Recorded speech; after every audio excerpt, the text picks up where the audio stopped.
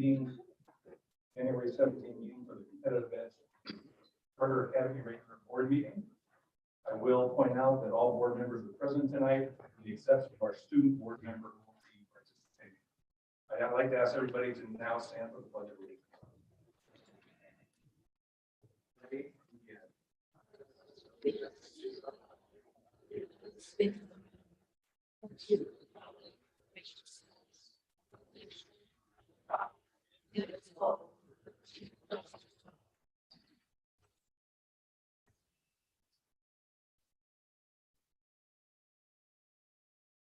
Item 1.04, approval of the agenda. Are there any additions or changes to the agenda? Okay, no changes or additions. Do I have a motion to approve the agenda as presented?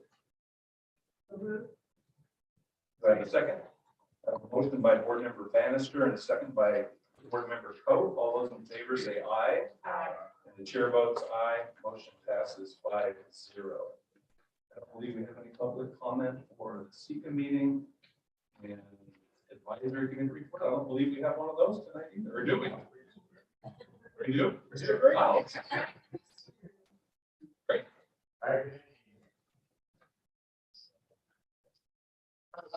Again, we gave it in New York. We discussed the STAR test results that we kind of go over as the entire group.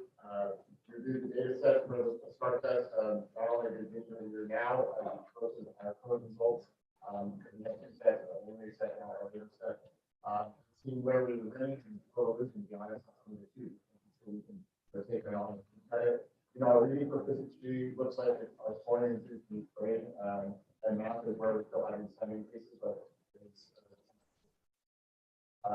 CFA or common formative assessments. You know, due to the pandemic, we're during our normal schedule to the 8-4.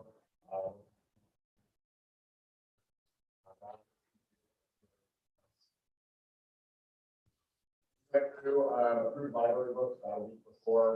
We had a list of all the new library books in the library from the unit materials.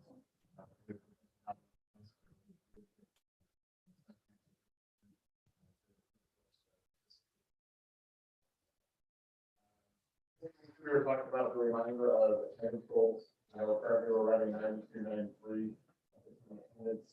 With the score to a lot of things to us kind of changing our discussion of our parents. We encourage the state advocates stay home, not advocates stay home. And we're also going to when it's appropriate to call in for anything study those type of things. You know, if we try to call in, I think through it. So part of that, not only teaching the parents how to do it, but also students sometimes in the class. I think that's one of the little bit of last month, but we've created a huge map of the United States. Traveling across the United States, but I think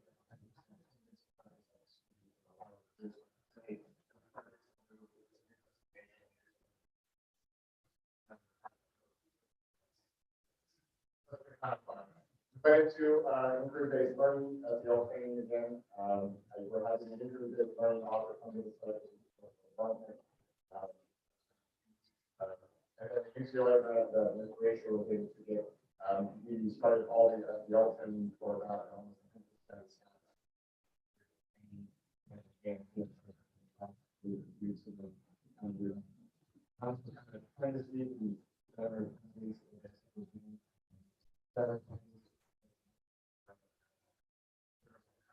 Integrate the first to the 8th grader, everyone has the same group that is probably in the higher year, 1 through 8, so that's that family. And this month we're really focusing on the parents, not only in the school, but also taking that home and at home.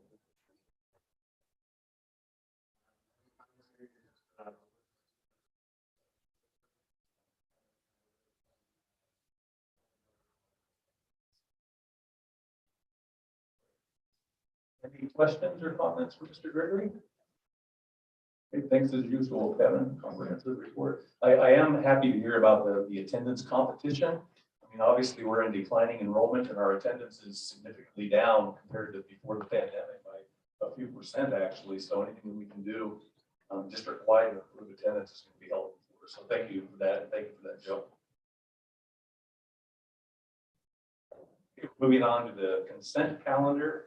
These are deemed to be kind of run of the mill, but just kind of normal, non-controversial items on the agenda.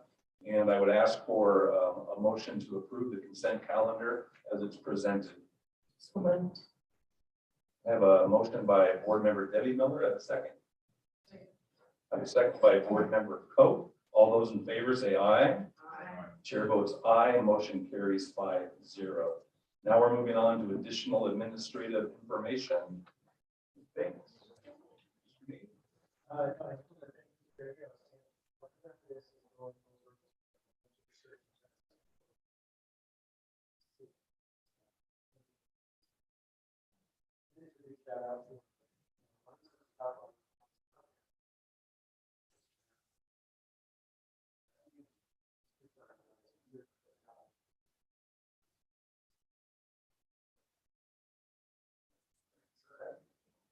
Moving on to board comments. Any comments or questions from the board?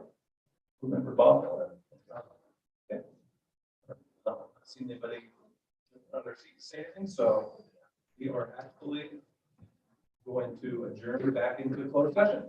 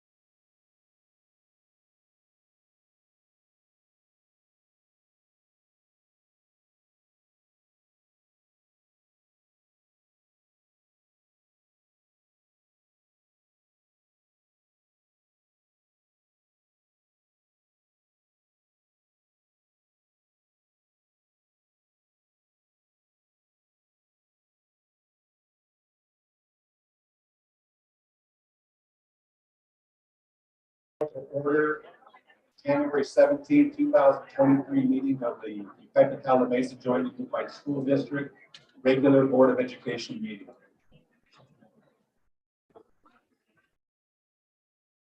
Please ask everybody to stand for the Pledge of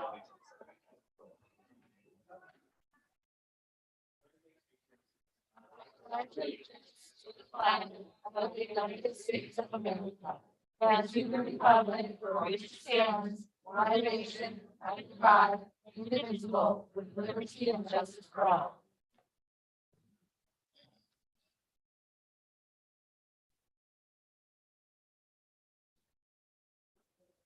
I'd like to note that all of the board members are present this evening, with the exception of our student board member, Noah, who will not be joining us this evening. Now I'd like to move to 3.0 for approval of the agenda. Are there any changes or additions to the agenda? No. Okay. Hearing no changes. Move approval. I have a motion by board member Bannister. Do I have a second? Second. Second by board member Pope. All those in favor say aye. Aye. And the chair votes aye. Motion carries 5-0. We do have something to report out from closed session. I'd like to announce that right now.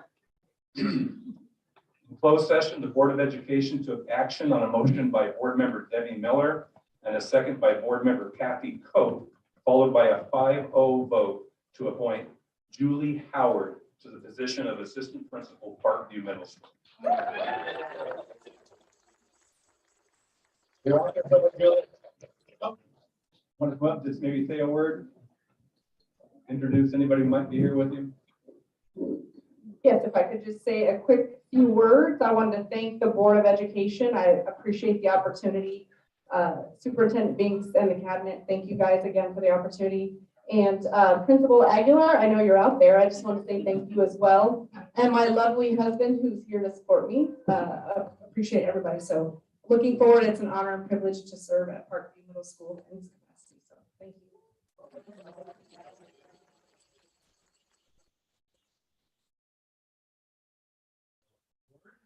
You've been aboard. Welcome to your new position. Now we're moving on to our highlight 4.01. Superintendent Beeks, we're going to have a demonstration from Yucaipa High School, or a presentation from Yucaipa High School. Mr. Gervais, welcome. Good evening, everyone. Thank you for having me. I was just asked to kind of give a update as to some of the things that are happening at Yucaipa High School and kind of where we're at this point and what we're looking at moving forward. So I first wanted to start by introducing our team. So my name is Dan Jervis. I'm the principal. I started July 1st, so I'm the vet of the administrative team. We were able to hire 4 new assistant principals. Thank you guys so much for your support with that. All of us took board approval to get here, so we really appreciate all of your support with bringing our team together. So we have our assistant principals are Mr. Dustin Howard. That's Julie's husband that she so lovingly introduced a minute ago. We have Mr. Garrett Maxwell, Mr. Kevin Lewis, and Mrs. Larissa Barrettman. So thank you guys for helping our team form together. We're super excited to be together, and we're looking forward to all the good work that we're able to achieve. So when we came in, with all of us being brand new, we kind of had a focus for our first days of school. And so what we're really looking at is making connections, gathering information, and starting the process of establishing some expectations. So we spent a lot of time talking to people. I met one-on-one with our staff, classified and certificated, just trying to learn. I asked, 3 questions: what's working, what's not, and what would you change if you could? Just to kind of, get a temperature of the campus and to see. Overwhelmingly, no matter who I spoke to, they all said the staff is working. They really believe that that's what got them through the previous year, which we'll touch on in a second. But then there were other things. And so, what we learned during that time, or we started, I'll get to what we learned in a second. So we started with the big 3 with our site, with our team. And the big 3 were restrooms, lunchtime boundaries, and dress code. So these are things that anybody that I talked to before we started, these were the things that always came up. So when you're talking about the grand scheme of, Yucaipa High School, these may not be super huge issues, but what it allowed us to do was find some common ground to be able to establish some framework and to figure out how we're going to work together and to create a system for problem solving as we move forward. And so it was really easy for us to come together as a staff and get behind these big three. And as an admin team new coming in, there's some things that just aren't negotiable. And so these are things that we worked on together, and we were able to bring consistency across our campus. After that, what we learned in that process was that the high school was still really feeling the effects of the pandemic, right? We know that first year back from the school closures was hard for everybody. And for the high school, it was extremely hard. They had, holes in their admin team.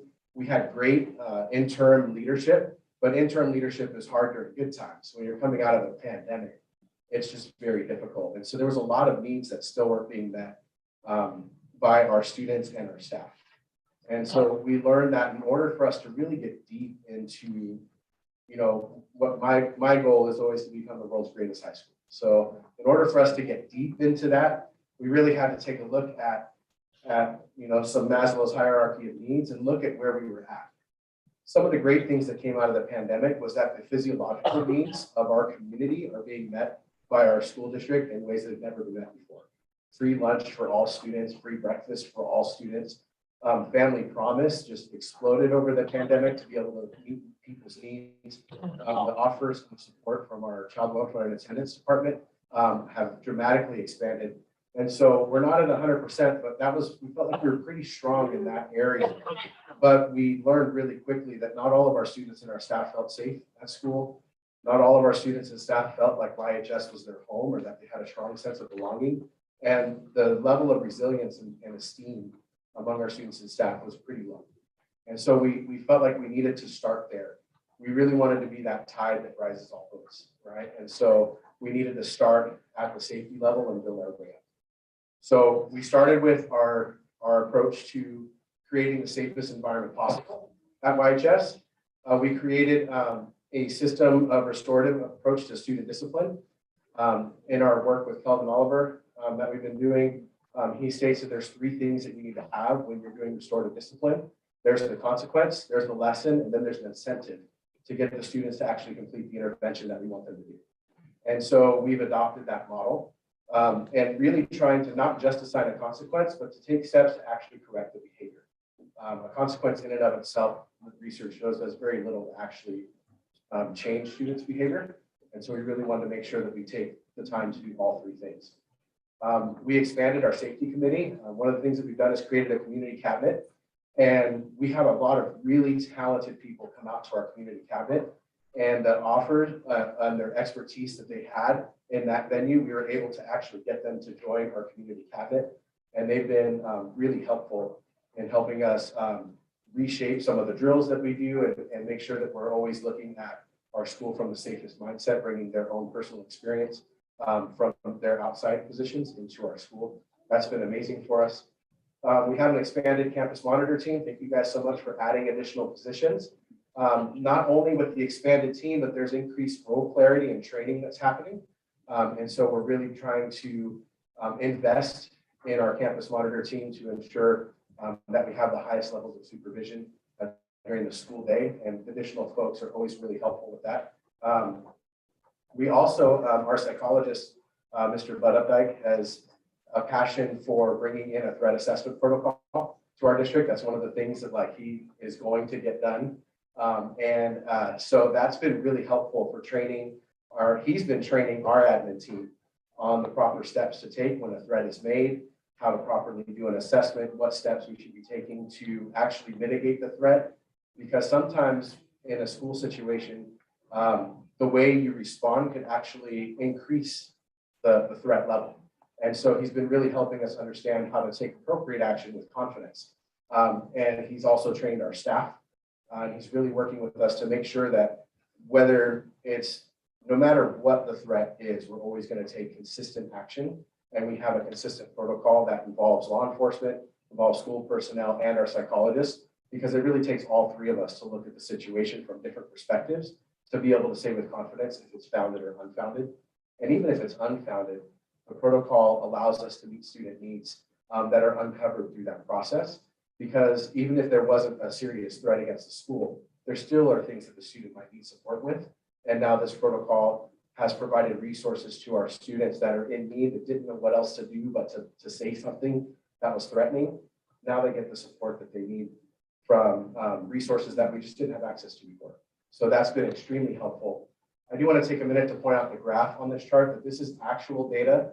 The 3 columns that we see are for physical altercations, controlled substances, and nicotine related incidents.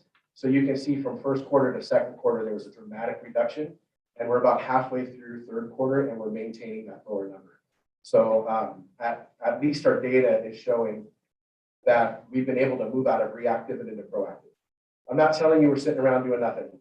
Trust me, we're working hard, but we're working hard with students before things happen, and we've been able to get into that role. We don't always prevent everything, but we've been much more. The systems and structures we put in place are allowing us to be much more proactive and to get ahead of things than having to always implement discipline after something happens. We also established increased supervision on our campus. For every event that we have, there's a supervision target that we establish beforehand. And then we go and we recruit as many volunteers that we can to hit that target. And one of the biggest changes that have happened this year is if we don't hit that target with YHS or YCJUSD high school personnel, then we will hire private security to be able to help us meet that target. So we have a means in place to be able to ensure adequate supervision at any event, whether we have a large turnout of volunteers or not. And that's been extremely helpful for us to be able to ensure adequate supervision. You'll see administrators at all our sporting events. We're out there and we're visible and we're supporting our kids. The weeks where I get the most stressed out are the ones where there's not a game. And I'm realizing that's kind of becoming part of my mental health routine to go to the game and have a positive release. So that's pretty awesome. We love being out there. We have created and implemented our YHS behavior management system. One of the things that we heard coming in was that there wasn't a clear understanding of this behavior happens, what should I do? How do I notify administration? How do I get support in the classroom? And so we created a systematic approach to that. Some of the things that we worked with Mr. Kirkland's office, and now there's a single extension that rings every office or every phone in the office. So they can dial one extension and all the phones ring and whoever's available can pick it up.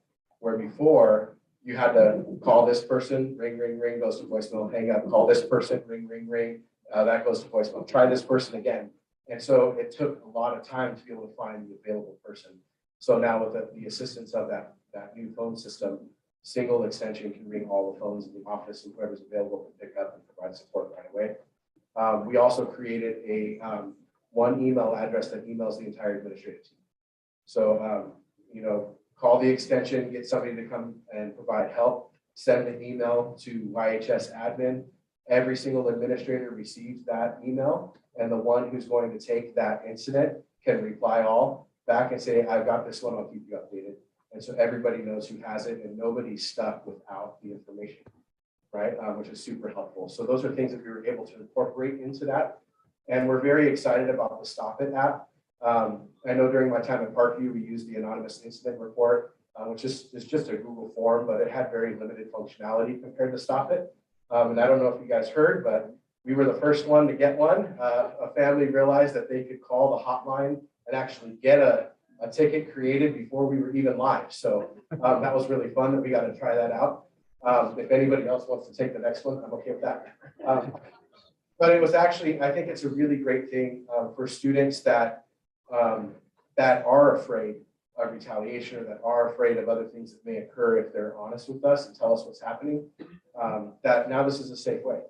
We have a two-way communication with people that I have no idea who I'm talking to, but I can get the information that I need as a school leader to be able to keep our students and staff safe. And so it takes the fear out. So thank you so much for bringing that in. I think it really feels a need for our site and keeping everybody safe. On the next one, when we're talking about love and belonging, we really had people say that we need to get back to where we were, right? It was there and we need to get back to there. We need to remember what it is to be a teamer. And so we had a conversation over several months with our department chairs and within the departments about what does it mean to be a T-bird. And we actually used those conversations to create our acronym of RISE, T-birds rise together, for our positive behavior interventions and support. So respect, integrity, safety, and excellence is kind of what we're modeling moving forward. And that all came out of that conversation about what it means to be a T-bird and what do we value as a school. In our staff development, we've offered some instructional strategies or some behavior management strategies that are all focused on relationships first. We shared some research that states that some students will follow the rule first, but others will follow the person first. And so if you don't have a relationship with a student, that most at-risk students will follow people before they follow rules. And so if there's not a relationship established, it doesn't matter what your rule says. You're not going to listen. They need to know that you care about them first. And so we've been looking at how to manage behavior while building relationships and while managing it in as private a manner as possible, in a way where students and staff both get to keep their dignity, which I think is really important. And so we've been really putting that relationship focus into our behavior management, because you can do both, right? You can hold a student accountable because you love them and you care about them, right? And so it's just making sure that they understand the why, and that you're building that relationship as you're managing that behavior, is kind of the direction that we're heading with our staff development.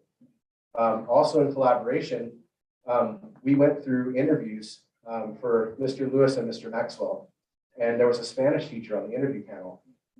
And these were longtime YHS teachers. And she's like, I don't know who they are. I've seen them in the hallway, but I've never had a conversation with them. And so it became really clear from the beginning. And in talking to people, they would say, I love my department. I don't know anybody else. Right. And so we have been really trying to do different things with our collaboration time. We've done some in the NPR, so we can sit at a circle table and actually have a conversation. All of the meetings up to that point have been in the library. And it's like an old school movie theater. You're sitting in a row, shoulder to shoulder, facing forward. And, you know, I'm going to play a PowerPoint or something. And if you want to talk, you can kind of, you know, talk to the person to your left and right, but it's not very accommodating for real collaboration. We also have been doing assigned seats, so people sit with somebody they don't know. And we're just randomizing them, just trying to give people opportunities to actually get to know each other and to build a really strong sense of community. We can't come together if we don't know who each other are, right? And the more that we get to know each other, the more that we can create that sense of belonging. For our students, there's so many opportunities for kids at YHS. We have over 40 clubs. It's 4 pages typed, our club roster, our academies, our Cry Rock programs, our Best Buddies programs, all of our sports. There are just so many opportunities. Night in the Trenches. There's so many things that students can do. There really is something for everybody, right? If you're antisocial and you just love to play video games, there's a video game. You don't have to actually talk to anybody, but you get to sit next to other people that like video games too, and they play video games together. So like the more that we can create that safety, the more that kids will be engaged, and that's where the sense of belonging comes. The opportunities are there, but they have to feel safe to want to stay on campus. And so we're really working to provide access to increase the participation in all of those wonderful programs that we have. As we continue to grow, we really want to move into building esteem and really create an environment where our students and staff can achieve that self-actualization level. And that is where learning and teaching thrive, right? So we have to get to that very top of the pyramid so we can teach and you can learn, right? So we're really working on moving our way up that pyramid. Some of the next steps that we have is we want to really increase our student and staff and parent voice. So we're really looking into finding ways to scale our conversations. Our community cabinet is great, but it's about 40 parents and we have 2,800 students at the high school. We need to scale that up if we really want to be able to give everybody a voice.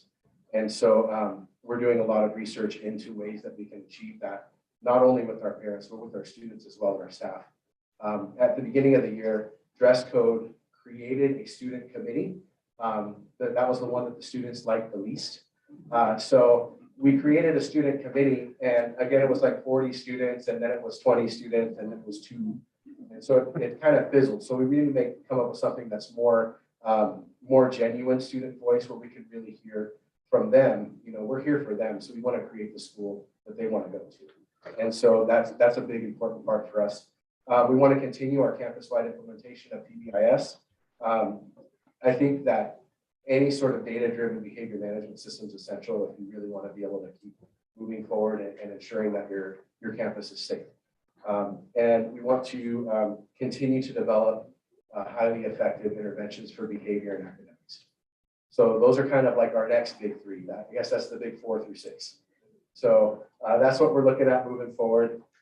And that's kind of where we're at right now. I think we've made some great progress. I think the things that I'm most proud of is comparing last year's enrollment to this year's enrollment. Our decline in enrollment has dramatically reduced. And the drop in our student discipline, the increase in the positive interventions, and then the drop in the actual instance are the things that we're most proud of right now. We want to continue to make that positive change and that progress as we move. Thank you very much.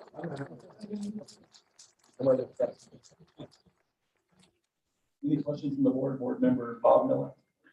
Mr. Gervais, thank you for coming up and presenting and hitting the big three first. I think that was important. It's been talked about for the last several months, actually the last year, but you hit them. And positive leadership works, doesn't it? And collaboration and working with other people and reaching out. Something I learned a long time ago that I think you're just definitely in line with. If it's predictable, it's preventable. And I think with your system you're putting in place, you're going to be able to have some outcomes out of that to mitigate issues when they do come up. Can't solve everything, but you've got the energy, so keep it up. Every year raise the bar, keep it up, work with your folks. I like the threat assessment protocol, community cabinet issues. That's wonderful. You got at least 40 parents here. I do want to ask you last thing before we move on.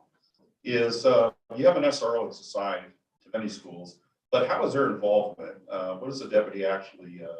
Is he on some of the emails when you have these threat assessments? What is the relationship you have with the school resource officer at the high school specifically? Absolutely. So we have a level 1 team. Whenever we get a threat in, the level 1 team has to get together to decide where we're going to go with it. And we have some options through that protocol, but that's law enforcement, our psychologist, and a school administrator. So that's our team that sees every threat that comes in. We have a really supportive SRO where we can get something, a threat assessment to come into us. We can collaborate electronically, and he will actually go to the house the next morning before school starts so we can start school with confidence.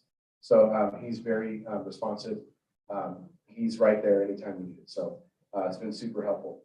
Thank you. Member Debbie Miller. I had a hard time tonight, laryngitis. So thank you. It was a great presentation. Thank you. That was a beautiful presentation. Things are going well. I want to say,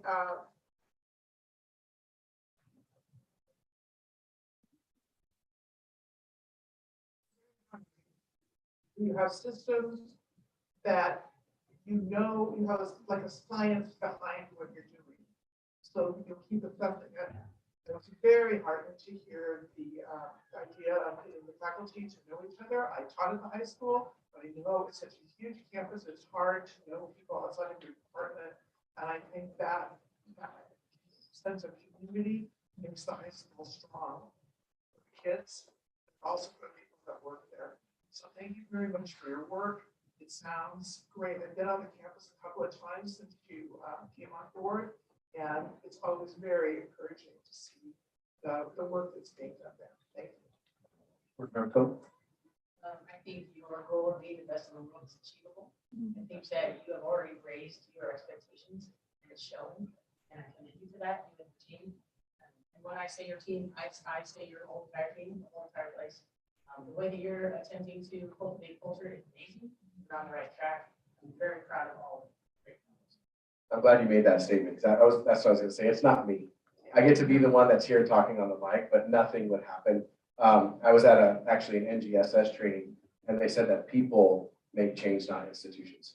And so, we wouldn't be having this conversation if it wasn't for everybody at YHS and the support that they had. So You're one of the people taking the step to make it happen, so congratulations. Right.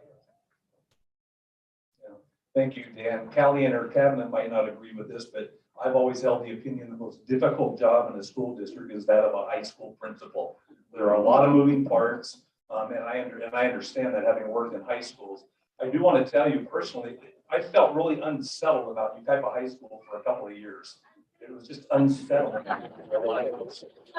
So I think what you brought is some stability, some calmness, some reasonableness, and an anchor for the rest of the staff to tie on to become what you want T-Birds to become. We're one town, one team. It's a big high school. There's a lot going on. I'm so proud of what you and your staff and all of your teachers are accomplishing. It means a lot to me personally, and I know to the Board of Education and to Callie and her cabinet. So thank you for your presentation this evening. thank you guys.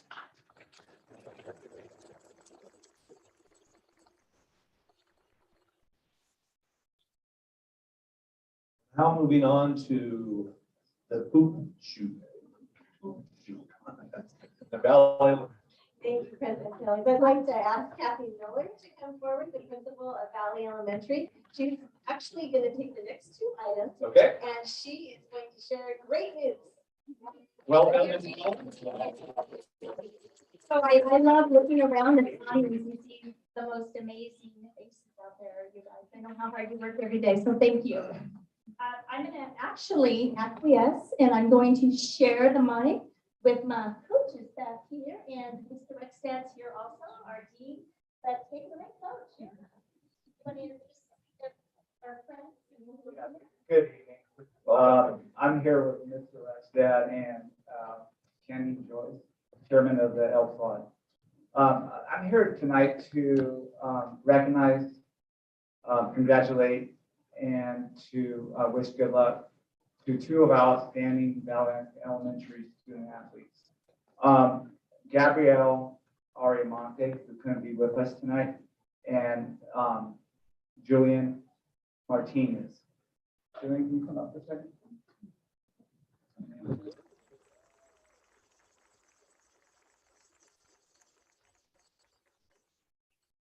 Gabrielle and Julian have reached the hoop shoot state championship in LA on February 3rd. The hoop shoot is a free throw contest. And we started, it's a free throw contest that the Els Lodge has put on for the last 50 years and sponsored. We started the competition 3 months ago at Valley in October. Julian and Gabrielle won the 10 and 11-year-old age group. From there, they went on in November to the city championship, which they won there as well. In December, they went to Riverside and they won the district championship.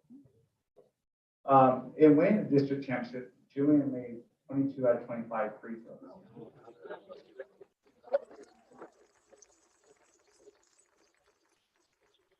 Yeah, I'll put that in a little bit more perspective. Your NBA average, the NBA is your professional basketball players, is 74, 75%. Julian had 88% The best stat free throw shooter of all time is a guy named Stephen Curry. He's considered probably the best shooter ever in the NBA. He's just shy of 91%. So Julian, you're already in a good company. Julian has made me a promise already too. I'm a big Lakers fan. I can only afford to sit like way up. Julian, when he gets there some days, it's like a down on the floor, right? Okay, so if Gabrielle and Julian win in LA, they will move on to the regional championships out of Las Vegas, and that takes place, I believe, February 25th. If they win there, they will go on to Chicago on April 23rd for the national championship. All right, so they're getting to the very end here. We would like to take this opportunity to, first of all, congratulate you on your amazing accomplishment and to thank you for your stellar representation of our community. And we wish you the best of luck. We also have Andy Boyd here from the outside. Welcome. Chairman of the outside. Hi, my name is Candy Joyce, and I am the teacher chairman. We have not had Good Shoot in the last 2 years due to COVID, so we just now brought it back. And I want to thank all my schools, you know, whole Kutuo School District, elementary wise, all the way up. I had 20 children show up, and 6 of them won at our local level. And then after that, they go to Riverside, and then the winners go to La Habra. And I'm so proud of you for going and doing so well. And the next part is Las Vegas. But again, I just want to thank you all for your support and the school for their support as well, because I would not be doing this for our community, because this is a great outreach for our children and to get involved in the community. So thank you very much for doing it. Thank you for your support. We have a plaque to hand to Julie. I think the board's going to go up and take a picture with Julie. Your girl power, because she doesn't have a little makeup. All right. How many hoops did she make? And yeah. Well, okay, when I asked her number, she had a really funny response. Well, not funny. She said, well, I had to go to the tiebreaker. Tiebreaker's 5, best out of 5. And I said, oh my gosh, were you nervous? And she goes, no. She goes, my dad was yelling at me. And I looked at her, I said, oh, sweetie. I go, if you know what it's like for a parent to sit up there and watch those tiebreakers and those competitions, it's a lot easier while you're out there shooting. So yeah. But she's an awfully talented young lady and we supported both and doing very well. Thank you for that.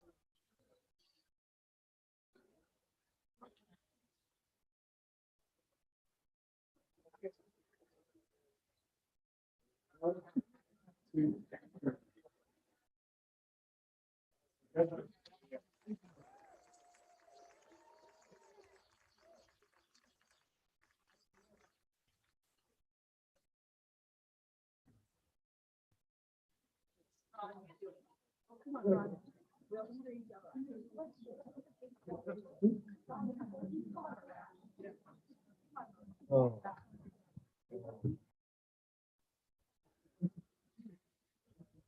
And now we're going to have a presentation from Principal Miller regarding the Cultivating Innovation STEM grant at Valley. So I wanted to give a big shout out to Mr. DeMena, Valley STEAM teacher, for applying and receiving the Cultivating Innovations in STEAM Schools grant, which is sponsored by our San Bernardino County Superintendent's Office.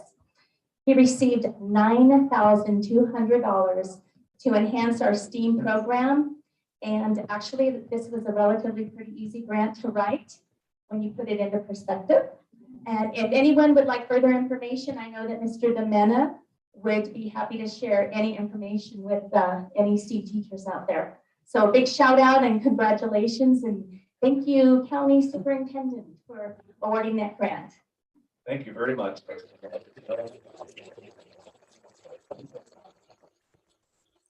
We're now moving into the public comment section of our agenda, and we do have several requests for public comment. I would ask you to kind of formulate your thoughts. If it's a non-agenda item, you have 3 minutes. I would like to ask the board if everybody were to go there 3 minutes, we would probably exceed the 15-minute time limit that the board policy dictates. I'd like to ask maybe some forgiveness from the board and allow anybody who wants to speak, particularly our teachers, that most of them are, to exceed the 15 minutes if need be. I think it's a good idea. Okay, thank you. Okay. So let's begin with Heather Leon. Ms. Mann.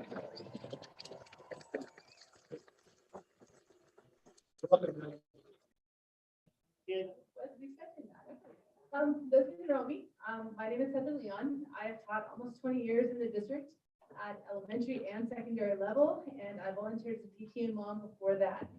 I represent a wealth of teachers and their experience and their professionalism, and most of our teachers right now do not feel that is being valued by the current bargaining offer.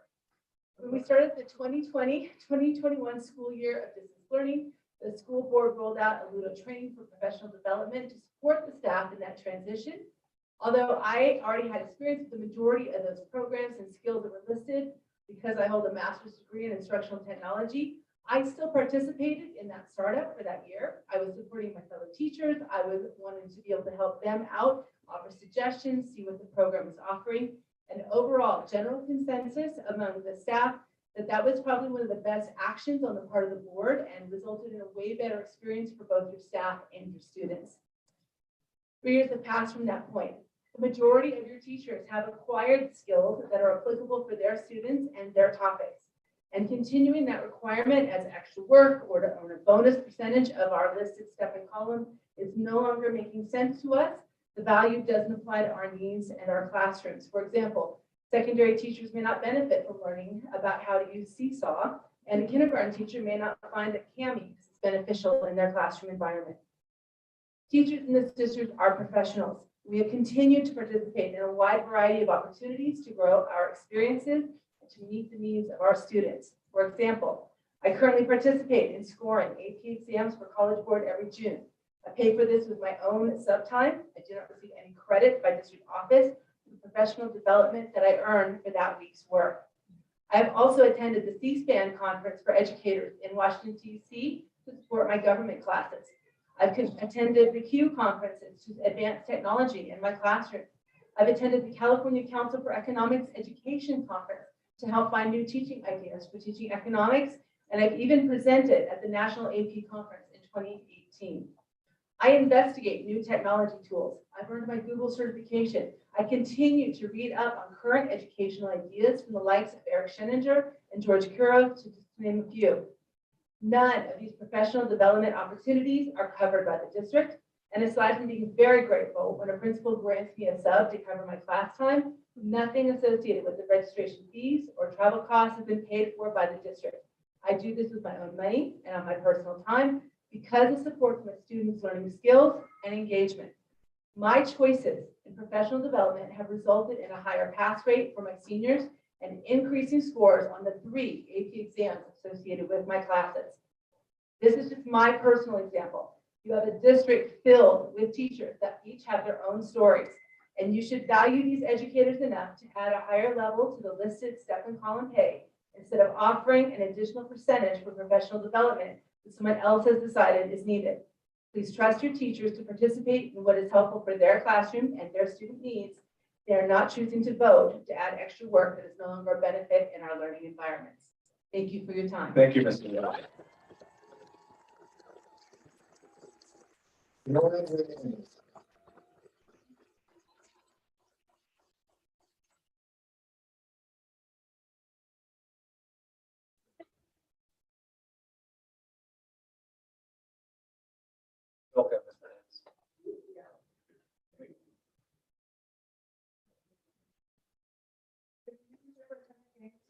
Superintendent, board president, Snowden, board members, and the community. As you know, I've been speaking before you for many months, advising of issues regarding unsafe, unclean, and unhealthy atmosphere of the bathrooms, mostly at high school campus. I do want to report that one of the two, and I've worked with Mr. Jarvis a lot and Mr. Lewis, and I do want to report that the one of the 2 bathrooms that are open during class time to help prevent ditching and all that good stuff was finally fixed over the holidays. It was a major problem. Kids were not going in there because their Crocs feet were getting wet, so they don't know how to wear real shoes.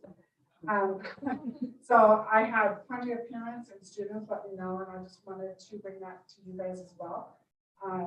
During different times speaking with the high school administration, they had asked all of the parents and the students to give them grace. And as you heard from Mr. Joy's presentation, it really paid off. You know, the kids really had to put pause, the parents had to put a pause, but we still had to push forward for the health and the safe environment for our kids. So I can tell you that my group of children, which I have about 30 families that really like talk to me sometimes every day.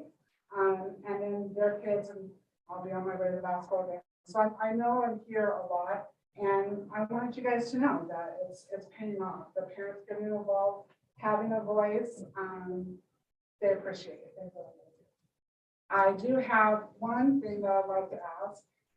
The water filters have been running for months. And all of the things that I know that at the high school, because I'm there a lot, not sure about the other schools, but I know that was another thing. So that's it. I'm on the way to the basketball game, and Thank you, Mr. Haney.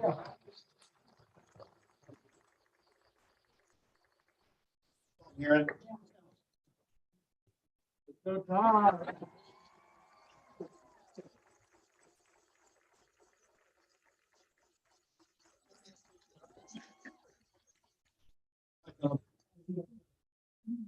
All right. Good evening, President Stellings and members of the Board of Education. Average, middle of the pack, so-so, okay. Those aren't very exciting terms, are they? Well, at least they sound better than a descriptor such as good enough, not the worst, below average, subpar, or mediocre. As educators, we are proud that our schools are not considered just okay or middle of the pack, but instead, Yucaipa Mesa schools are well regarded as being exceptional, world-class, awesome. Yes, our schools are truly awesome. There are numerous schools in our district that are recognized as being distinguished schools or model continuation high schools by the state of California. According to your recent SARC data, 86% of the graduates of YHS go on to college or post-secondary education. We have countless students going on to incredible colleges such as Stanford or military academies. 21 of our Parkview and Mesaview students will be performing as a part of the highly competitive County Honor Band in February. I could fill this evening with examples and data that proves how awesome we are. However, do you know where YCJUSD can't be labeled as awesome? It is in the salaries that are paid to our dedicated educators. Sadly, when compared to other nearby San Bernardino and Riverside County districts, our salaries aren't even average, middle of the pack, or so-so. The sad reality is that when benchmark salaries are compared to the 31 other districts that make up the San Gorgonio Service Center Council, our district ranks in the bottom 20% at every comparison point. While I don't have unlimited time to discuss all the calculations I have done with this data, here's just one example. For our teachers that are at the top of the salary schedule, fresh out of college and ready to pour their energy and excitement into a career, it would take about a 12% salary increase just to get our salaries to the middle of the pack. We're banning in kindergarten. It would take a 14.8% salary increase just to match what our neighboring Redlands offers starting teachers. For us to be competitive with districts such as San Bernardino and Marina Valley, it would require over an 18% increase. To match Parish Union would require a 29% increase. That's sad. Please help ensure that our district continue to attract and train the best educators possible and provide us with a fair settlement. Let's keep YCJUSD awesome.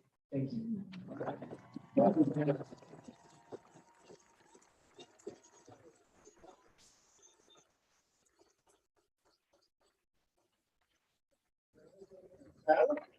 If I pronounce that right.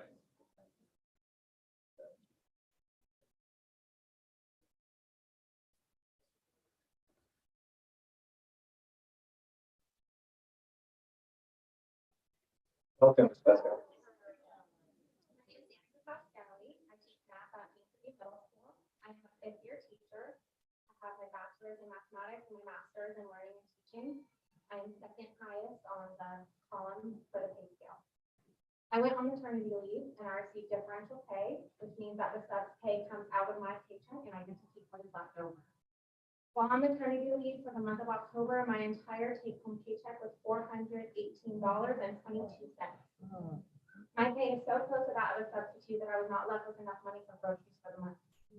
If I had been teaching less than 5 years or did not have my master's, I could have been left with nothing at all. I just hope that my situation gives you another perspective on how we're not being fairly compensated. Thank you.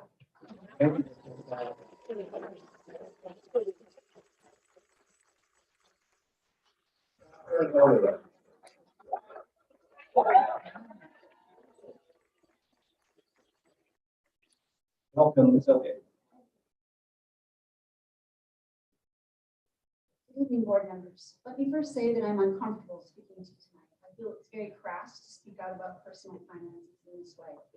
Behind me is a room full of educators who feel the same way, most of whom you won't hear from due to their nerves. But my comments are supported by them, or I wouldn't be here at all. And you can't see the people down the hall.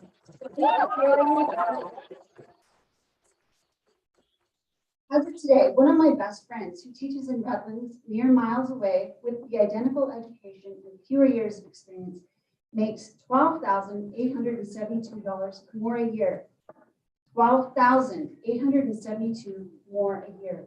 This breaks down to $1,072 a month. She works a 7.25-hour day at a Redlands High School, where I work a 7.5-hour day at YCJUSD. This means I work 5 hours more in a 20-day span for $1,072 less each month, almost $13,000 a year. Last year, she received 6.8% compared to my 5.1, and this year, 13.25, when I'm offered 9.5. Behind me are many of my colleagues of all grade levels. All of us know what Sacramento sends the school district. All of us know what our friends, family, colleagues, and neighbors have negotiated as salary settlements in school districts very close to this meeting tonight. Why are you UCaipa and Calumet educators present tonight? You're seeing two main emotions. One is hurt. Why should a group of people with collective centuries of experience, training, and love have to grovel to be acknowledged as equals with surrounding struggles?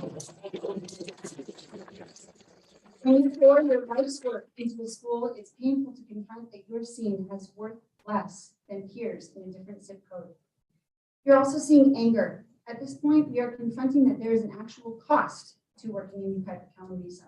There's a psychological price with the high emotional demands of the work being done, but there's also a financial price being paid by every educator in UCaipa. It is a fact. Sadly, it isn't just the educator paying the bill, it is also the family of every single employee. As an experiment, I decided to pay bills January 1st with just my money.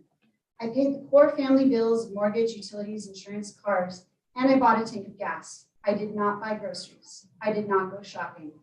I received my first low balance alert from my bank on January 7th. Why would a new teacher not do the math and recognize the career-long price to working in UCaipa? I already paid for many things for my classroom, and to be intentionally compensated at a lower rate feels like an involuntary charitable donation. I'm frankly struggling to not be insulted by a total 9.5% compensation with 3% not on the salary schedule, while my friend in Redlands is offered a clean and clear, ongoing, inclusive increase of 13.25. Do you think I'm not working hard enough? Am I undeserving? These are the real and human questions my colleagues and I are asking ourselves tonight. The last question I ask is, when will my colleagues and I be offered a truly fair settlement on par with peers in surrounding districts?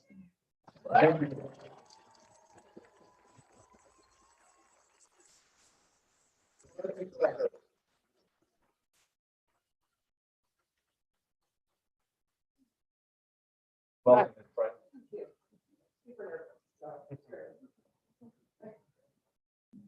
Good evening, board members and superintendents. My name is Carly Fry. I am a chemistry teacher at UCaipa High School. I earned my bachelor's of science in biology. I hold 4 California teaching credentials: biology, chemistry, general science, and math. I have my master's in math and science education. I am a professional educator. All teachers are professional educators. All of us. The educators here are the reason UCaipa Calumet Joint Unified School District is great. Our educators are the lifeblood of this district. Our educators are the reason students come here from places like Beaumont and San Bernardino. Show us the respect and compensation we deserve. Your offer of 8% on our salary schedule plus a one-time bonus is deceptive, demeaning, and disrespectful. Why are the teachers valued so much less than our neighbors to the west? Many of my fellow teachers are still able to laterally move districts where we will receive compensation for years of service for all of our years of teaching. I am one of them. Are you ready to lose more teachers? Thank you for your time. Thank you, Ms. Hall. Melody Flores.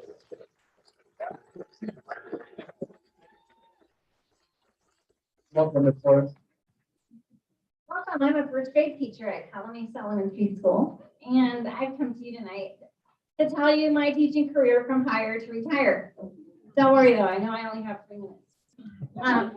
When I started teaching, times were similar to what they are now. It was 1991, and it was kind of hard to find a teacher for a spot. So I started student teaching near Riverside, and I got hired as an intern right off the bat.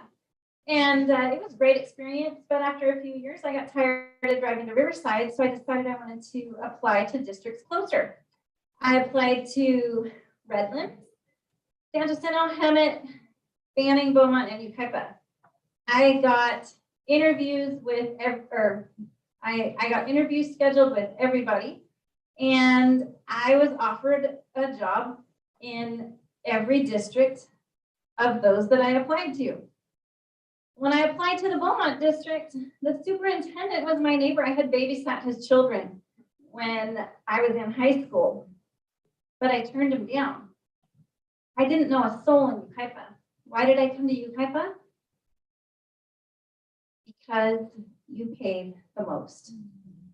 You paid more than Beaumont. You paid more than Redlands at that time, more than Banning, more than Beaumont. You paid the most. I didn't know anyone here, and I chose Yucaipa because I looked at the bottom line.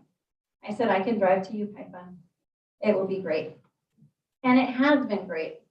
Fast forward to retire, hopefully in the year maybe 2034.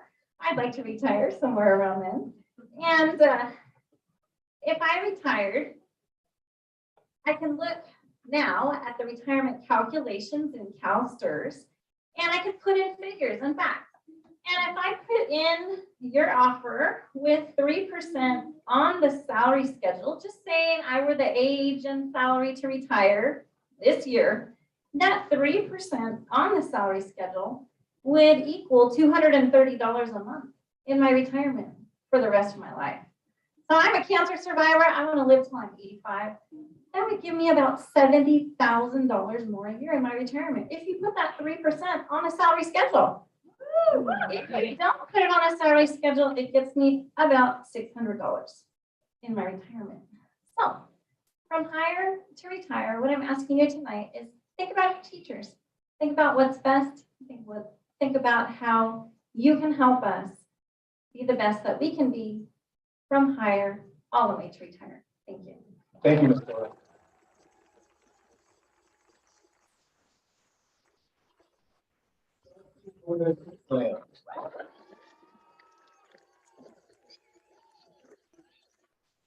Welcome.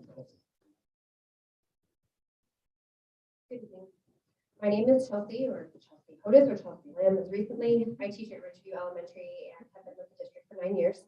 I'm standing before you today to represent not only all of my colleagues that you see here tonight and support exactly what they're advocating for, but also a specific team teacher of mine that could not be here tonight, and these are her words. My name is Nicole Fox, and I've been teaching for 12 years, 9 of which I've been at Ridgeview. I grew up here, actually attending Ridgeview as an elementary student, and I am now teaching there and raising my 2 boys here in Yucaipa. I love being a part of the Yucaipa-Calamasa family. Last year was the hardest year that I have ever taught through. Before this district, I taught at a charter school that did not treat their teachers well, so I've always appreciated what this district has given me. And throughout my career, I've had many types of students that have had many different needs, but I've never seen the types of things that I'm seeing now. My fellow teachers and I even joke about how easy we had it in 2020 and how we would love to go back. Who would have thought? Teaching 35 students with these extreme needs has become very draining, both mentally and physically. I have students who are constantly shouting out, arguing, moving around because they just can't seem to control their impulses. They struggle with all executive functioning skills and need help and reminders to complete almost all tasks. I have students who have had full emotional breakdowns in class, refuse to leave the classroom during recess, and some that throw things when they're upset with their peers, as 5th graders. As I have said, I have had students like this before, but now instead of 3 to 4 students out of 35, it's 10, 15, 20 students. I get home exhausted every single day because I'm constantly trying to meet the needs of these students while also feeling as though I'm failing them. Teaching was something that I've always loved and could never understand why people would want to leave, but that was before now. After last year in this, I completely understand why. And if this trend continues, I know that I will not be able to keep this career. I'm simply burned out and I need help. I need help managing the needs of all of my students. I need help in getting my students smaller class sizes. This would allow teachers to have more time with each student to meet those needs and to help fill in the gaps that the pandemic has increased exponentially. Our job and the students are not the same. They need additional staff members who are professionally trained to support them in things like just being at school. Students do not need another program or curriculum. And while teachers can always benefit from ongoing education, now is not the appropriate time to add that to the list with the new and daunting science curriculum, CFAs, DRSs, emotional support curriculum, on top of academics and test prep that are required. Something needs to give. Our plates are overflowing with district expectations and student needs. The reality is that all teachers are still working very hard to reach these students, but we are burning out and not being compensated. The students need more, and we all want what is best for them. They want them to be healthy, happy, successful. In order for that to happen, we need to meet their needs and our needs, and it needs to happen now. Thank you.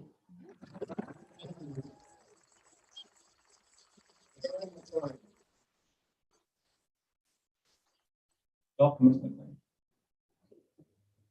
I'm Karen McLean. I teach at Wildwood Elementary. I'm retiring this year in June, and I'm very happy about that. But I feel I need to talk with you before I go. I want to speak through the eyes of the teacher.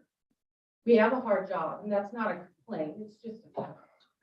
When COVID hit, life spun out of control. Spring break was 2 weeks away. You asked us to perform a miracle. We came together as grade levels, created 2 weeks of lessons for our families, and we did it. Now we are coming back from break, and you ask us for another miracle. Our students can't come back, and we need to start teaching them at home.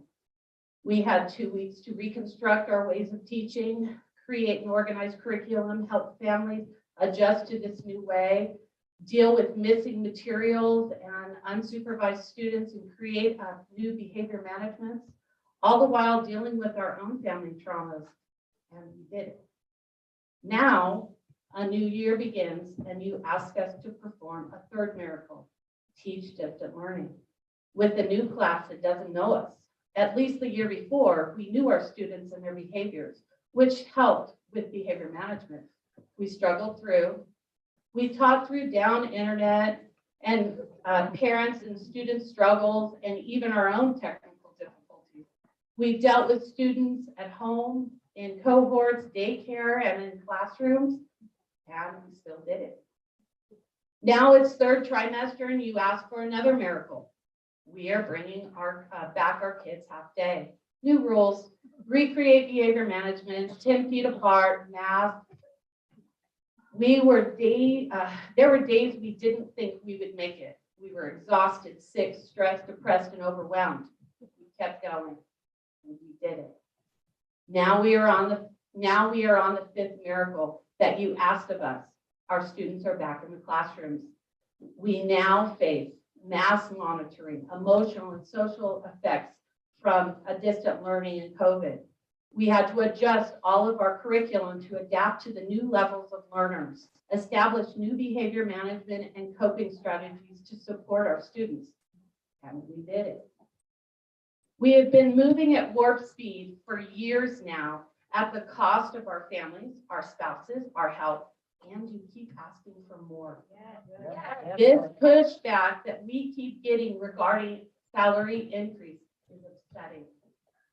Other surrounding districts are showing their gratitude and appreciation to their teachers by working with their negotiating team to give their teachers a salary that they deserve and have earned. The time is now to show us that all of our sacrifices matter, that we matter. The time is now to do the right.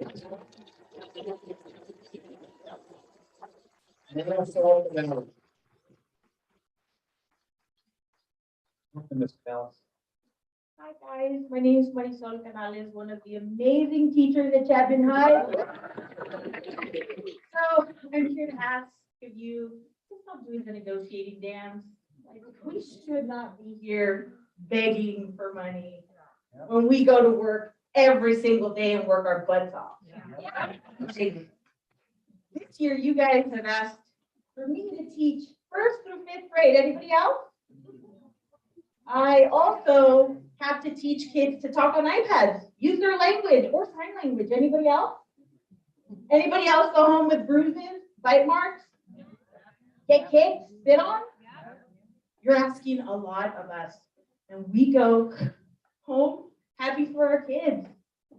We show up to work happy for our kids, and for our admin, that'd be nice. We do it because we love it. We shouldn't have to do this negotiating dance for so long. You trust us to go to work every single day, work our butts off for these kids. You trust us. We have to trust you to take care of us. That's not happening. Shouldn't have to be here all nervous talking to you guys. I was gonna bring pictures of all our bruises and make it exciting, but that's not necessary. Everybody knows. I think you guys should give us the raise. I know you guys will. It just seems silly to do this dance that we're doing because you have staff that work so hard. So, thank you. Thank you, Ms. Canales.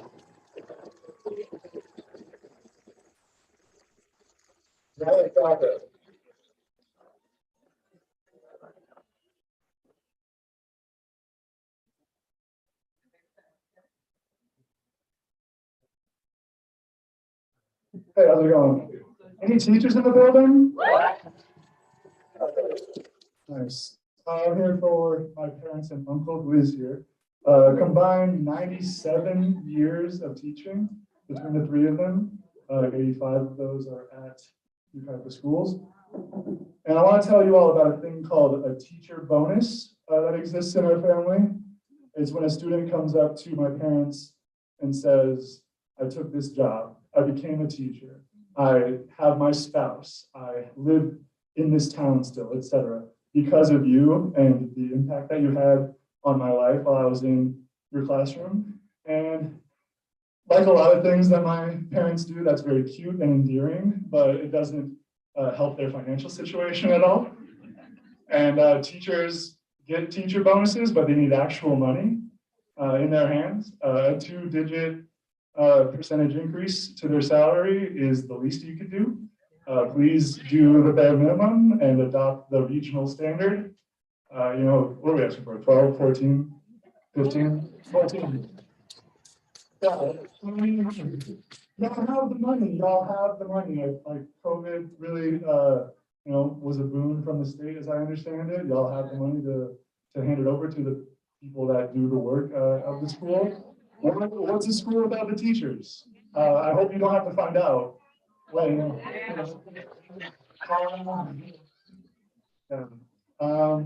thanks, y'all. Yeah, shame on all of you for taking this much time, honestly. Like, let's get it together and get it done. Yeah, that's all I got. Thanks. Thank you.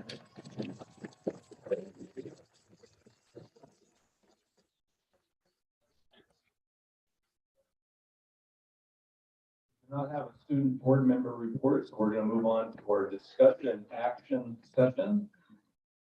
And our first is a public hearing for Inland Leaders Charter School petition material and revision. And Ms. Coate, I believe that you'd like to make. Yes, I will be recusing myself.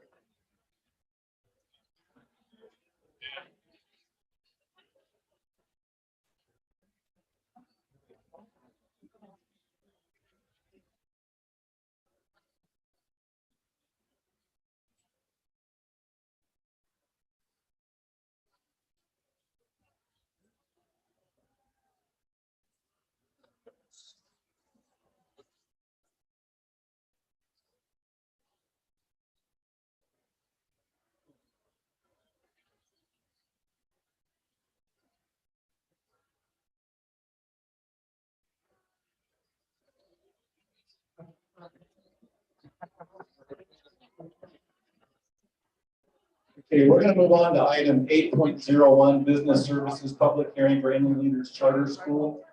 Is there any information from the administration prior to this hearing? Thank you, President Stallings.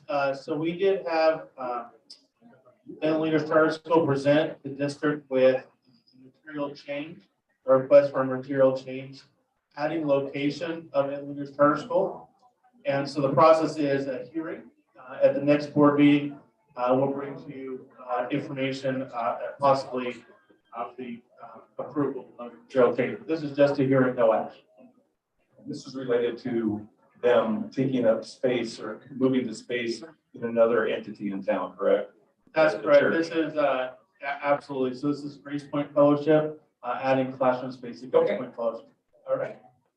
So we will open up the hearing at 7:37, see if there's anybody who wants to respond to this item. Seeing nobody rushing to the podium, I will close the hearing at 7:38. And that will be brought back to the board for action at the next board meeting. Can we get Mrs. Coate back in, please?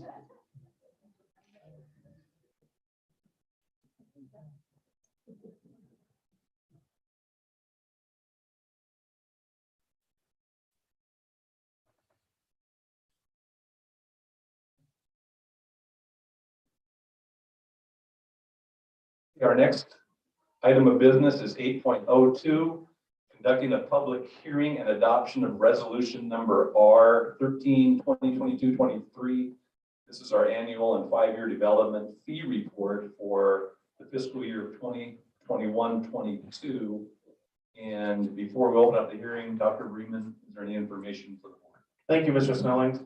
As the board may be aware, we do collect 2 sets of developer fees in our district. So what's on the board agenda this evening is our statutory fees, our level 1 fees. Every school district across the state can collect level 1 fees. So if a person is building a house or personal property, then we do collect developer fees. These developer fees are restricted fees. They're meant for the growth of our programs and our student population.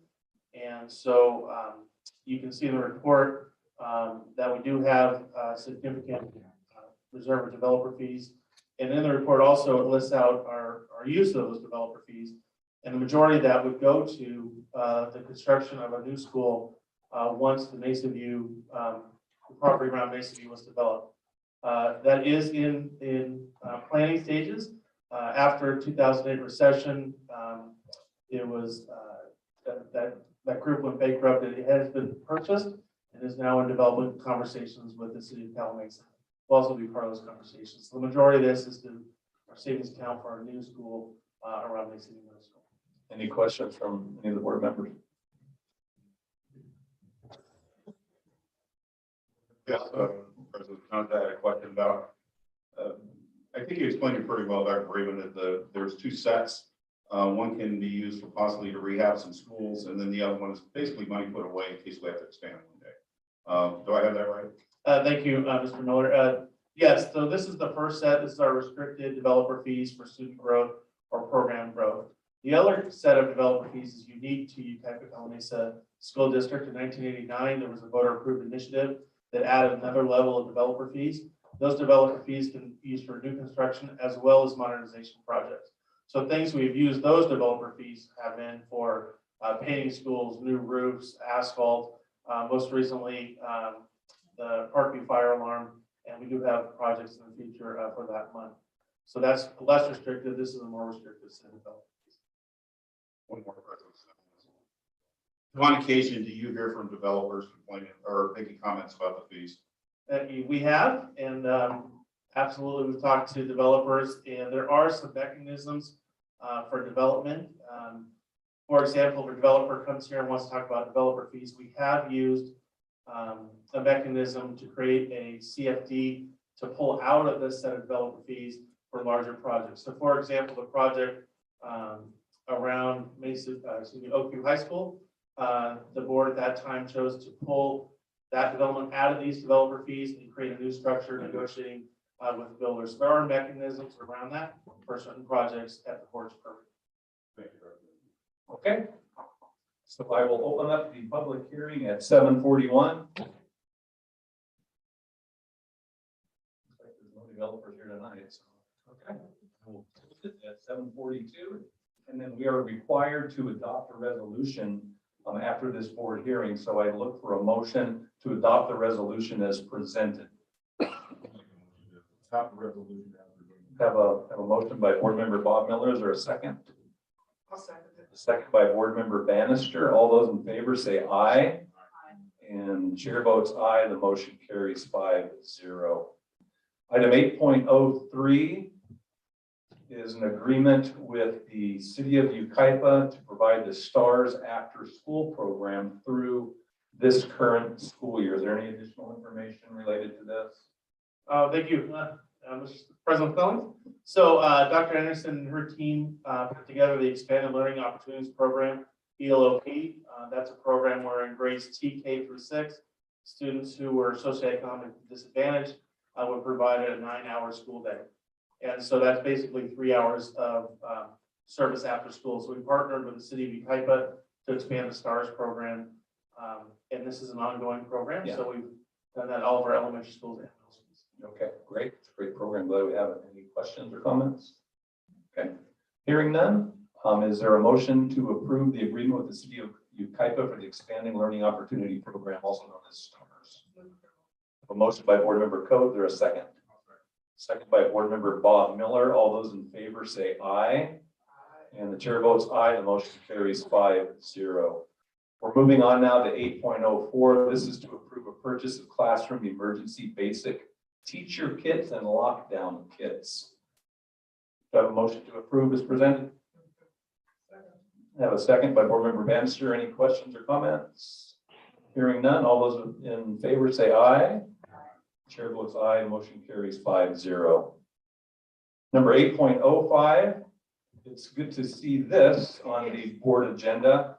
And if you have driven around our schools, you will see kids playing on our new playground, and it really is exciting. And I know that Dunlap was a little bit later in the process because of some issues that slowed that down. But I would look for a motion to approve the notice of completion as presented. I have a motion by board member Bannister. I have a second. Second by board member Coe. All those in favor say aye. Aye. And the chair votes aye. Motion carries 5-0. 8.06, I believe this requires a public hearing as well. This is an agreement between the district and San Bernardino Community College on behalf of Crafton Hills to have an agreement for students to enroll in Crafton Hills college classes and gain credit. I will open the public hearing at 7:44. Going once? Okay. I will close it at 7:45. There are no questions or comments. I look for a motion to approve this agreement with County College District, excuse me. Have a motion by board member Bannister. Is there a second? Have a second by board member Miller. Debbie Miller. Thank you, Debbie. All those in favor say aye. Aye. Chair votes aye. Motion carries 5-0. Now we're moving on to single plan for student achievement. Each of our schools, I believe, completes one of these, and this is one that's being reviewed by the board for Oakview High School. Any questions or comments? Seeing none, I will ask for a motion to approve the single plan or CECA for Oakview High School. I have a motion by board member Bannister and a second by board member Coe. All those in favor say aye. Aye. The chair votes aye. Motion carries 5-0. The next item is from Educational Services, and this is related to the school accountability report cards, the SARCs. I did notice when reviewing these that there is missing information in the SARCs, and there's a lot of missing information, but I believe there's a rationale for that, and it's probably got to do with the state with the state not supplying information, COVID, a number of things. So Thank you, President Stelling. That is correct. Okay, Once the data is in there, then we will make sure to fill that in. okay, very good. Any comments or questions related to the school accountability report cards? Okay. Do I have a motion to approve 8.08 as presented? Move approval. I have a motion by board member Bob Miller, second. Second by board member Debbie Miller. All those in favor say aye. Aye. The chair votes aye. Motion carries 5-0. Now we're moving on to a second review of a board policy related to instruction for foster youth. Do I have a motion for approval of 1809 as presented? I have a motion by board member Coe. Do I have a second? A second by board member Bannister. Any questions or comments? Any more information? Okay, hearing none. All those in approval say aye. Chair votes aye. Motion carries. The next one are some other adjustments in the second review for a board policy related to the education of children of military families. Do I have a motion to approve 8.10? Okay, have a second. Second by board member Coe. All those in favor say aye. Chair votes aye. Motion carries 5-0. We have another board policy, a second review for personnel dismissal, suspension, disciplinary action. And this is related to some new legislation. Do I have a motion to approve item number 811? Okay. Go ahead. What was the change? I missed that when I was reviewing. What was the change that we had to bring this back? Yeah, so the primary change was a court case that Kennedy was referencing, Supreme Court case that happened earlier this year. To apply it clarified the rights that employees have. Didn't give new rights, it just clarified the definition. Do you remember what was clarified? It allows employees to express their personal beliefs in the workplace or outside of the workplace. They have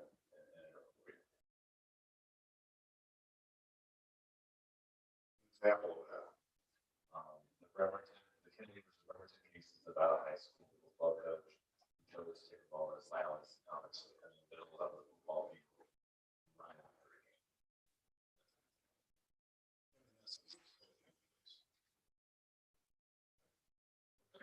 Any more questions or comments? We have a motion to approve 8.11. Okay, motion by board member Bannister. I'll second the item. All those in approval say aye.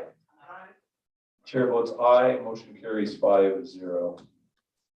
And then the next one is a resolution related to National School Counseling Week.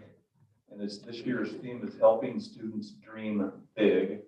And I do know that we have many counselors in our district. I don't know how many exactly, but there's a lot of them. Approximately 22. Okay, we have 22 counselors and we want to recognize them. As a former school counselor, I'm glad that we have this on here. So I'd like to make the motion to approve this item as presented. Is there a second? Have a second by board member Bannister. All those in favor say aye. Aye. The chair votes aye. Motion carries 5-0. The consent calendar is a collection of items that are considered to be non-controversial. Does a board member want to select any of these items to be considered separately? Okay, hearing none, we'll take them all together. Do I have a motion to approve? Are there any changes to the consent calendar? Okay. Do I have a motion to approve the consent calendar items as presented? I move to approve. Motion by board member Bob Miller, second. Second by board member Coe. All those in favor say aye. Aye. And the chair votes aye. Motion carries 5-0. This next information item is our annual financial report. Under information and proposal session, Dr. Bream. Thank you, Mr. Stallings. This evening, we have Rick Alonso here with us to present the audit. The audit is for our financial statements for the 21-22 school year. So I'll hand it over to Mr. Alonso and we'd be happy to answer any questions. Welcome, Mr. Alonso. Thank you. Good evening, everyone. As auditors, our scope of our audit is to give 3 opinions. We're going to give an opinion on the financial statements, In addition, since the district is a governmental agency, we give an opinion on federal compliance. And the last opinion we give is on state compliance. Each year, the state will give us a laundry list of items which they want us to test from a compliance level, and we give an opinion on that as well. I don't go over a lot of the pages in the report, but what I do like to focus on is on page 96, which is a summary of auditor's results. It's basically the school district's report card for the fiscal year. For financial statements, the district received an unmodified opinion. An unmodified opinion is the cleanest opinion you can receive from an auditor and states that the financial statements are fairly stated in accordance with generally accepted accounting principles. For federal awards, the district also received an unmodified opinion. So the district met all the federal compliance requirements that were required to test for this fiscal year. And the last opinion, the district also received an unmodified opinion. So the district met all the state compliance requirements which were required to test for this fiscal year. Starting on page 97 is the findings and recommendations. And if you look on those pages, you'll see that they're blank.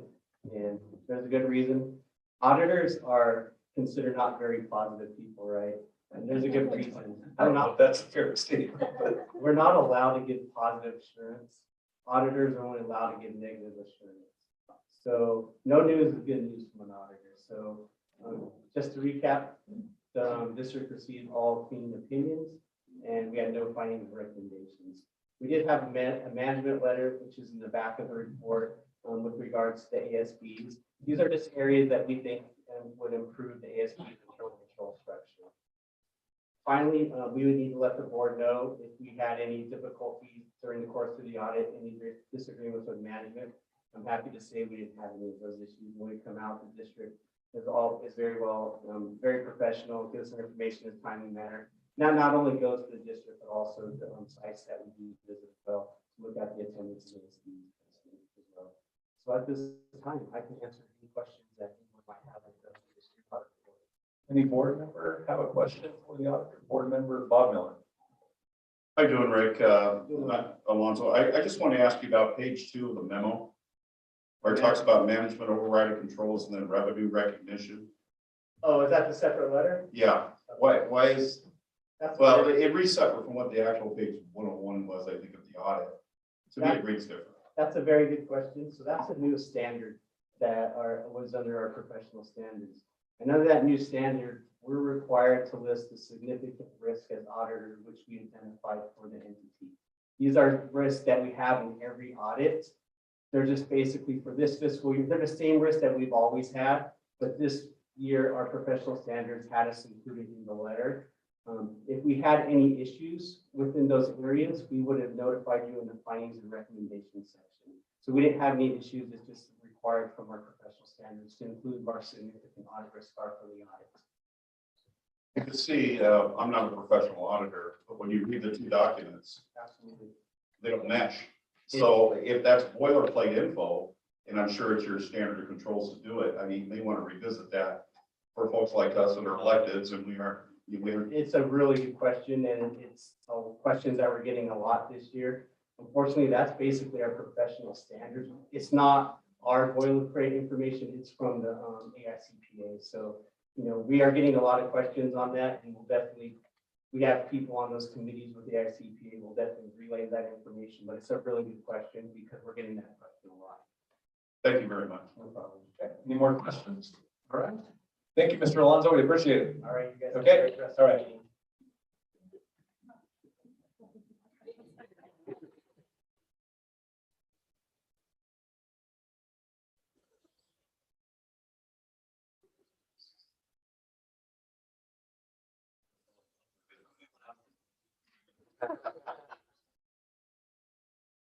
Okay, 10.02 is a first review related to the board president. I don't have any questions or comments. Same with the secretary, first review. Any board member comments on any of these? Okay, so I can go through each of these first reviews. We got revised board policy for integrated waste management, non-instructional operations, food service, education of military families, instruction education for foster youth. Those are all first readings.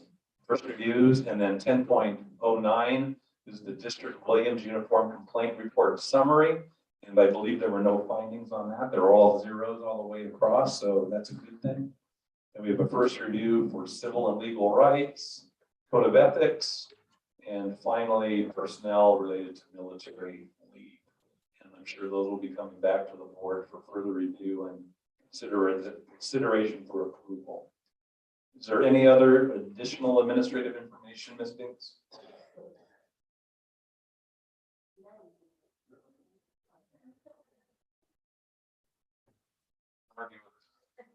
Going to board member comments. Board member Kathy Miller. Bob, Teddy.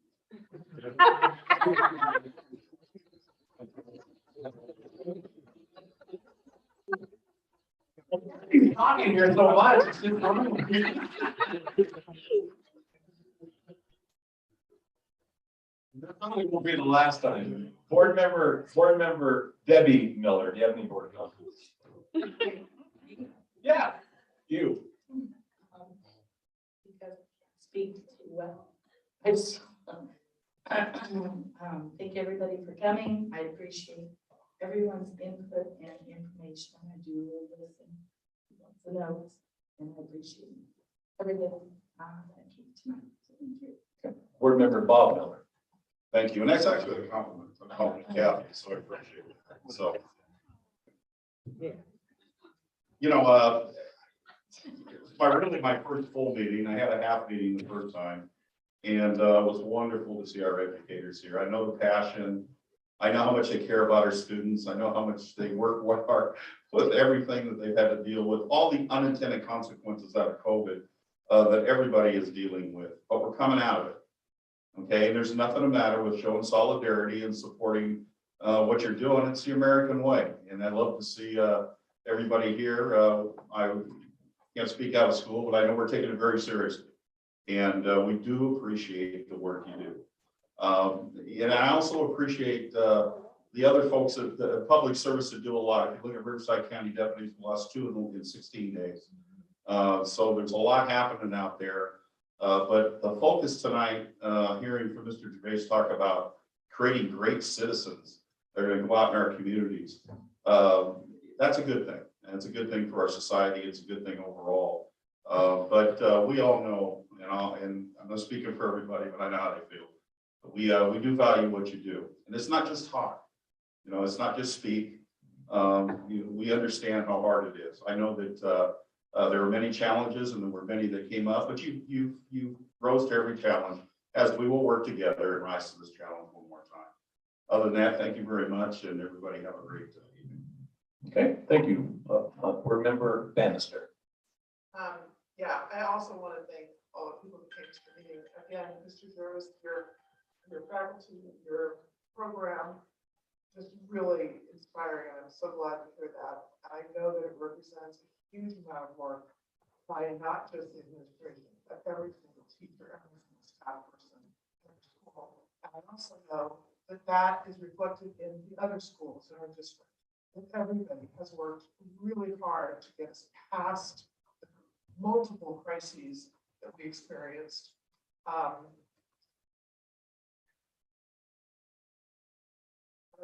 do feel it was very heartening for me to see YCEA so well represented here. It's been a long time. It's also my personal belief, not speaking as a for the board, that having a strong bargaining unit makes our district stronger. That our teachers have the energy and time to come and make themselves known here, speak so highly of them and their dedication to their job. I really appreciate that. I appreciate that they came. I understand why they left, because I know that my team, so, but things feel good here. I'm hoping that we can continue that. So thank you. Board member Coe. I agree. It's great to see everyone come together for not only themselves, but as a collective. it's extremely important for you guys to do that. I don't know the stories. I want to know your stories too, because I'm a teacher. I have my story. I get it. I probably think if I tried to pay my bills with just my thing, I couldn't do anything. So I get it. So we hear you. Thank you for coming. I appreciate you. I look forward to more wonderful things coming from the biggest things. Thank you, Board Member Coe. I've been telling the superintendent that I'd like to see teachers at our board meetings, and they came through tonight, and I really do appreciate that. Like everybody else has said, they're united and they're passionate, and things are tough for folks right now, and I understand that completely. And this board is in alignment, and we do understand, and we'll do what we can to meet the needs of our teachers, because we don't want you not to feel valued. We want you to be valued and feel valued. And there's a lot of ways to show that, and I'm hoping that we're able to do that because we do value you. I'd also like to remind folks, if you're interested, next Tuesday at 4 o'clock, I believe, the board is going to be participating in what's called a board consensus workshop.